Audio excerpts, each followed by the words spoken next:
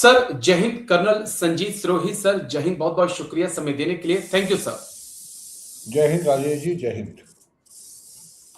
Thank you sir, आपने समय दिया, शुक्रिया इसके लिए। दरअसल एक बड़ी अहम स्टेटमेंट आर्मी की तरफ से जारी की गई कि एक सीनियर अधिकारी ने कहा कि भाई जो हमारा चिकन नेक है, जिसको लेकर लगातार बात हो रही है, आने वाले वक्त में ये नेक जो है चिकन नेक नहीं रहेगा।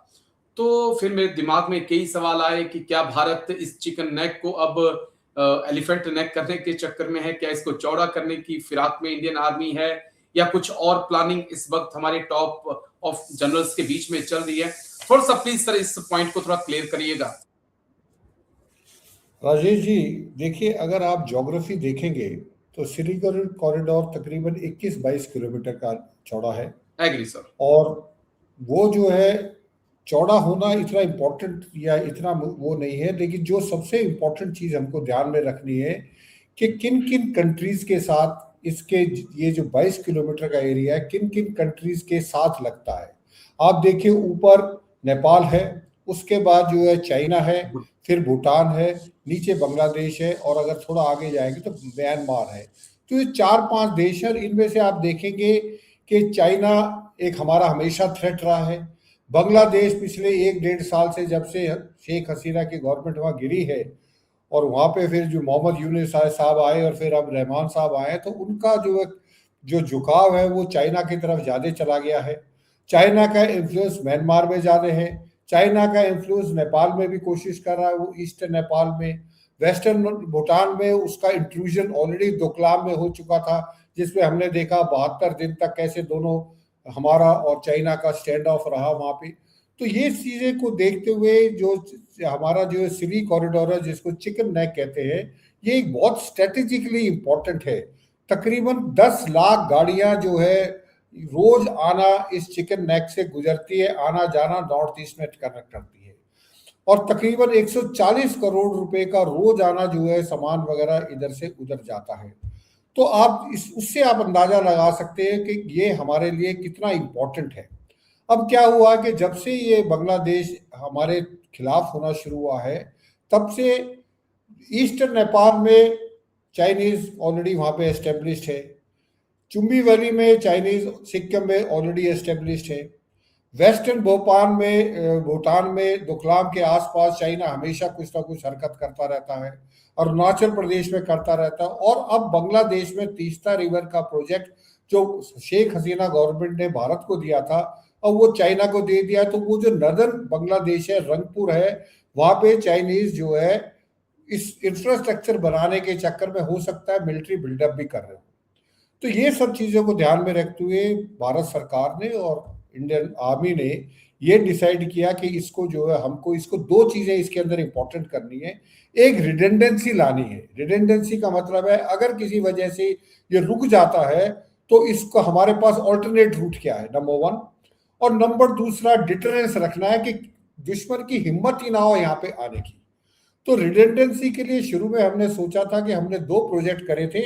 एक था Kaladan multi modal transit transport, जो कि बांग्लादेश के थ्रू जाता था। जब तक सिर्फ बांग्लादेश हमारे साथ था, तब तक ये था कि हम बांग्लादेश का ये रूट लेंगे और बांग्लादेश पार करके हम जो है त्रिपुरा में वहाँ पे चले जाएंगे। नंबर दूसरा था जो तेतलिया कॉरिडोर, वो ये था कि कलकत्ता से लेके स्वेते एक पोर्ट है म्यांमार में, उसके साथ कनेक्ट करेंगे। तो इसको हम सिली कॉरिडोर को बाईपास करके हम अपने जो नॉर्थ ईस्टर्न स्टेट्स हैं उनके साथ कनेक्ट करेंगे। लेकिन अब प्रॉब्लम ये होगी कि म्यांमार में भी चाइनीज का इन्फ्लुएंस बढ़ गया, बांग्लादेश में भी चाइनीज का। तो ये जो रूट हमने सोचे थे ये भी तकरीबन हमारे लिए अब बंद है। तो अब सरकार ने क्या क्या क्या किया है कि मिला हाथ से लेके और रंगा पानी तक जो है अंडरग्राउंड जो है रेलवे लाइन बनाई जाएगी, 4 ट्रैक वाली। तो अगर ऊपर से हमारा जो है, और वो इतनी नीचे बनाई जाएगी कि आप कितने भी उसके ऊपर बम्बार्डमेंट करेंगे, नीचे की हमारी जो ट्रांसपोर्ट है वो चलता रहेगा। हमने रिडेंडेंसी बनाने के लिए फॉरवर्ड बेसिस में अपने लॉजिस्टिक सपोर्ट को बढ़ा दिया है। हमारे जहाँ पे एयर स्ट्रिप्स हैं उनको हमने बड़ा कर दिया ताकि हमारे ट्रांसपोर्ट जो एयरक्राफ्ट्स हैं वो वहाँ पे जा सके।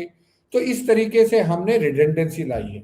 अब हमने डिटरेंस किस लिए लाया, हमने आपको जैसे मालूम है 17 कोर जो हमारी माउंटेन स्ट्रेटेजिक कोर को रेज किया जो कि पानागढ़ में है।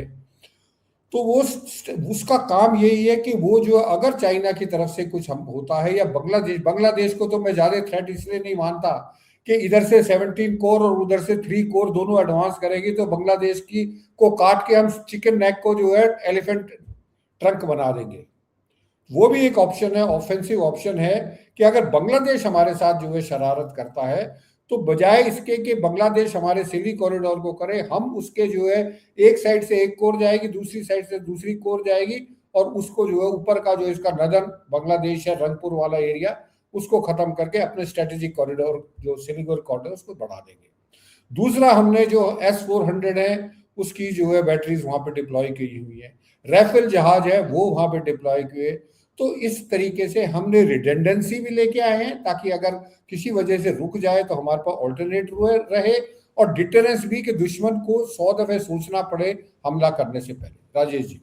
जी सर, और ये बड़ा इंटरेस्टिंग भी है और बांग्लादेश को खुद ये ध्यान रखना चाहिए कि दो उसके खुद के चिकन नेक हैं, चाहे वो चटगांव कॉरिडोर हो या उत्तर बांग्लादेश कॉरिडोर हो, और जब भी हमारी आर्मी ने चाहा तो वो उसके चिकन नेक कट सकते हैं। लेकिन मैं आगे बढ़ना चाहूंगा सर, क्योंकि एक